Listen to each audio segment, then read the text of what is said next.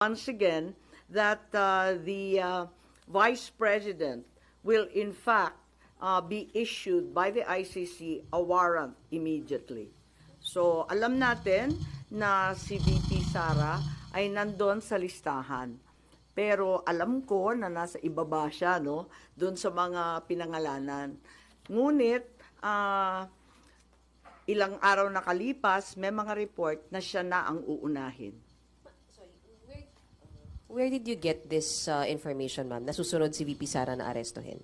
Uso naman ng chismis ngayon. Chismis. Okay. Usapang chismis po tayo. Chismis po yata ang uso ngayon sa politika, mga kababayan.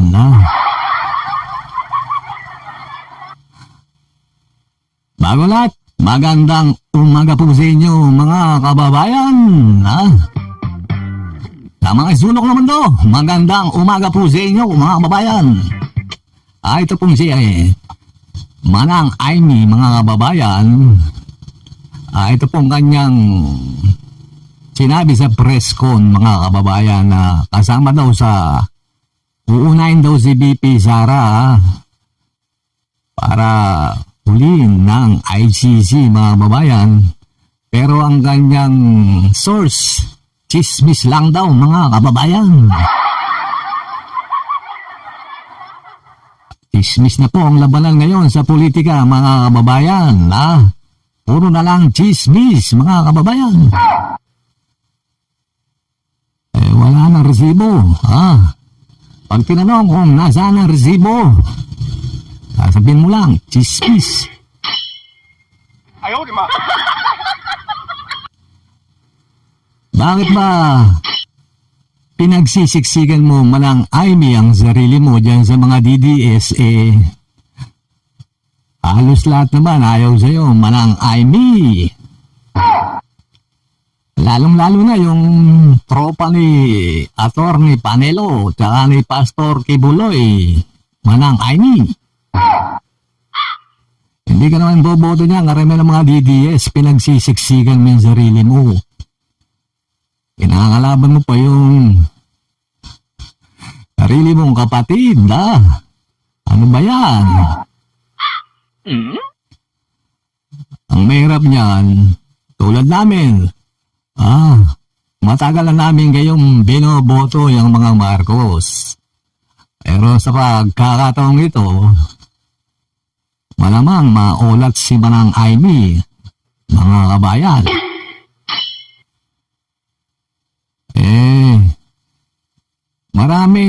Karamihan sa mga BBM supporters, ayaw na kay Manang Aimee. Mga DDS, ayaw din sa kanya. Paano ba yan, Manang Aimee? Ito nga si Banat Bay, mga kabayan. Ito sabi niya solid siyang Duterte. Pero para sa atin, solid siyang Kibuloy.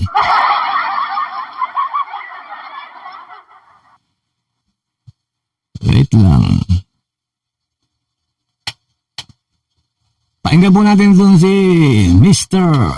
Allegedly, di umano, si Banat Bay, mga kababayan. Nangyari, Hindi ho tayo may utang na loob sa kanila. Pero gayon pa man, para lang siya kasiyahan ng iyong puso. Maraming salamat, Senator Aimee, Salamat. Salamat, ang imbestiga ka, tapos na. Hindi kasi may mga nagsasabi, ba't di na kayo magpasalamat? Mga ganyan-ganyan mga bunganga niya, mga animal na yan. Hoy, trabaho ho nila yan. Pero kayo mama, sige, salamat na para sa papalakpak ng mga tenga ninyo. Salamat. Okay? Salamat. Pero huli na ang lahat. Pero sa akin, ang punto lang naman natin actually, kahit kung babalikan niyo po yung mga video ko, kahit noon sinabi ko na kagad maraming salamat kay Senator Aimee for discussing this sa hearing niya. Pero hindi pa rin kita iboboto. Nakita niyo si Banat Bay, Manang Aimee. Solid Kibuloy yan. Pero sabi niya, solid siyang Duterte. Hindi ka rin niya iboboto. Sigurado marami dyan sa grupo nila, hindi boboto si Manang Amy. Unang-una nga, itong si Mr. Allegedly, hindi ka na iboboto, Manang Amy. Paano ba yan? Sigurado itong mga grupo nila, Atty. Panelo, nila Anilet, baka nga kay BP Sara, hindi ka pa sigurado kung iboboto ka eh. Baka sa unang pagkakataon, makakalasap ng pagkatalo itong si Manang Amy, mga kababayan. Dahil ang atin naman, harap-harapan sinisira ng kanyang kapatid, sa harap niya pa mismo, mga kababayan. Tumatawa-tawa lang siya, mga kababayan. Alam niyo naman yung mga Pilipino, mga kababayan, na alam niyo naman yung mga Pilipino, yung mga kaugalian nila, ayaw nilang ganyan. Kaya sa darating ng Mayo, baka kolats itong si Manang Amy. Mga kabayan, tayo ba, boboto si Manang Amy?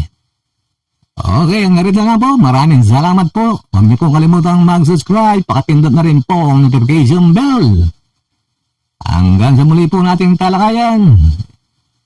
Ito po ang inyong Imoy TV, mga kababayan. Maraming salamat po.